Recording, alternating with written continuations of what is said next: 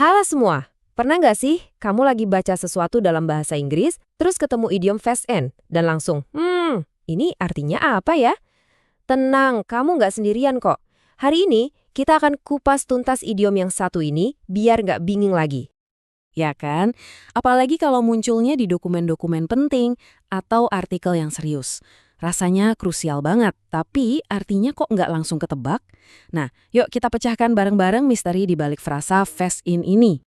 Oke, kita mulai dari yang paling dasar dulu ya. Apa sih sebenarnya arti inti dari fast in? Kunci buat paham idiom ini sebenarnya ada di sini. Intinya begini, fast into itu artinya secara resmi memberikan atau menanamkan sesuatu, entah itu hak, kekuasaan, atau tanggung jawab, ke seseorang atau sebuah lembaga. Jadi ini bukan sekedar ngasih tugas biasa, tapi lebih kayak menyerahkan wewenang secara sah dan permanen. Nah, ini dia poin pentingnya. Sesuatu yang udah vested in itu sifatnya melekat. Artinya, hak atau tanggung jawab itu jadi bagian yang nggak terpisahkan dari peran orang atau lembaga tersebut. Bukan cuma sementara, tapi benar-benar nempel. Sekarang kita lihat di mana idiom ini paling sering muncul. Biasanya sih di konteks yang sangat formal, kayak di dunia hukum atau di dalam struktur organisasi. Di sini maknanya jadi kuat dan penting banget. Jadi, kalau di dunia hukum atau perusahaan, frasa fast in ini tuh kayak stempel resmi. Fungsinya untuk menegaskan siapa yang punya wewenang atau memegang kendali. Jelas, tegas, dan gak ada ruang buat interpretasi lain. Biar lebih kebayang, coba kita lihat contoh kalimat dalam bahasa Indonesianya. Di sini jelas banget kalau undang-undang secara spesifik melekatkan kewenangan penuh itu pada jabatan presiden.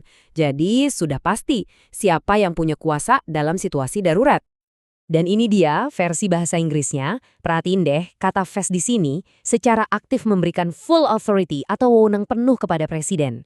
Penggunanya sangat lugas, gak ada celah buat salah paham sama sekali. Eits, tunggu dulu. Jangan kira fast in cuma dipakai buat hal-hal serius dan formal aja. Ternyata, idiom ini juga punya arti lain yang lebih personal loh, yang justru sering banget kita dengar di konteks pengembangan diri. Menarik kan? Nah, di sini maknanya bergeser total. Kalau tadi soal wewenang yang diberikan dari luar, sekarang ini soal komitmen dari dalam. Fast in di sini artinya kita menginvestasikan apa yang kita punya, waktu, tenaga, pikiran, untuk membuat diri kita jadi lebih baik. Contohnya kayak gini nih, ketika perusahaan mendorong karyawannya untuk fast in pengembangan diri, itu artinya mereka mau karyawannya benar-benar berkomitmen, benar-benar menanamkan usaha untuk terus belajar dan bertumbuh. Dan sekarang kita lihat versi bahasa Inggrisnya. Keren banget kan? Idiom yang sama persis, fast in, yang tadi artinya memberikan kekuasaan formal, sekarang artinya malah berinvestasi pada diri sendiri. Ini bukti nyata betapa konteks itu segalanya dalam bahasa. Jadi kesimpulannya gimana? Gampang banget. Kuncinya cuma satu, konteks. Di satu sisi, fast in itu bicara soal otoritas dan wewenang yang resmi. Di sisi lain, fast in itu bicara soal investasi dan komitmen personal. Satu frasa, dua makna yang sangat berbeda.